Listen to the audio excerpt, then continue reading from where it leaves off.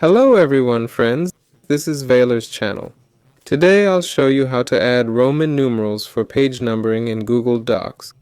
Go to Google Docs, select the headers section at the top and click the Insert button. Click here Symbols, Special Characters, select Number and choose Roman numerals. Here they are accordingly. You can type a symbol here and it will find it. There. Now select the numeral 1, click on Insert, then click on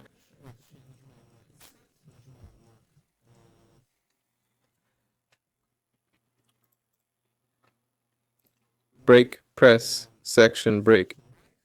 Yes? Now select the second page. There. Go to the same place and type in the number 2. Now remove the link and put in the Roman numeral 2.